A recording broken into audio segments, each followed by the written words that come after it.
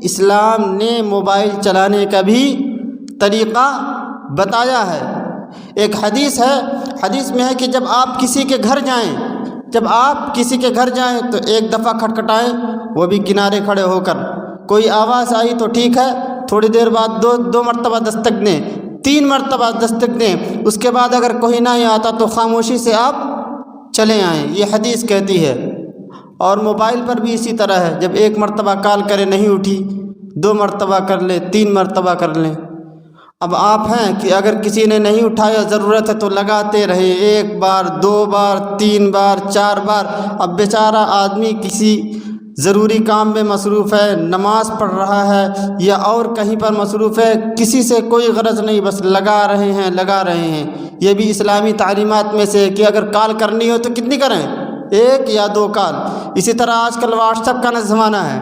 What's app پہ کیا ہے، لوگ آج کل بغیر پوچھے بغیر میسج کیے ہوئے اگر کیا کرتے ہیں، ڈائریکٹ اٹھے، ویڈیو کال چالو کی لگا دی، ویڈیو کال چالو کی اور لگا دی۔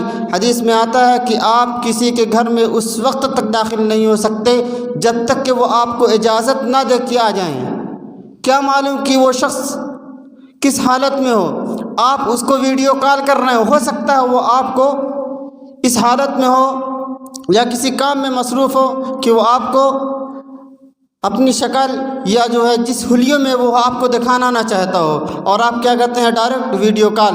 پہلے آپ میسج کریں یا کال کریں کہ میں آپ سے ویڈیو کال بات کرنا چاہتا ہوں، اس کے بعد اگر وہ صاحب اجازت دیں تو آپ کیا ویڈیو کال بات کر سکتے ہیں۔ یہ اسلامی تعلیمات ہے۔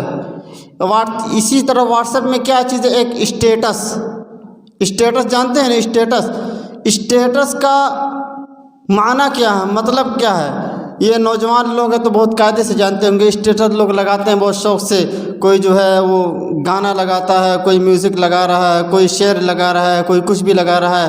اسٹیٹس کہتے ہیں آدمی کی حیثیت اور اوقات۔ واٹس ایپ کا اسٹیٹس بنایا ہی اسی لیے گیا ہے کہ اس کے روابط میں جتنے لوگ ہیں، اس کے تعلق میں جتنے لوگ ہیں، وہ اسٹیٹس کے ذریعے جان سکیں کہ اس شخص کا کیا کہتے ہیں، اس شخص کی پسند کیا ہے، اس شخص کی چوائس کیا ہے، وہ لوگ جان سکیں۔ یہ اسٹیٹس ہوتا ہے۔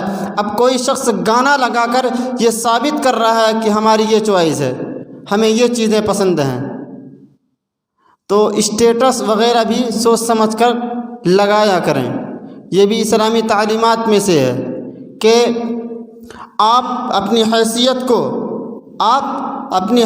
کو صحیح اور اسلامی طریقے سے لوگوں کے سامنے پیش کریں تاکہ لوگ دیکھیں تو کہیں کہاں کہ حضور صلی اللہ علیہ وسلم کا امتی ہے۔ وقت اجازت نہیں دے رہا، بہت سی باتیں ہیں، زندگی رہی تو انشاءاللہ پھر ملاقات ہوگی۔ انہی تمام باتوں پر میں اپنی بات کو ختم کرتا ہوں۔ وآخر دعوانا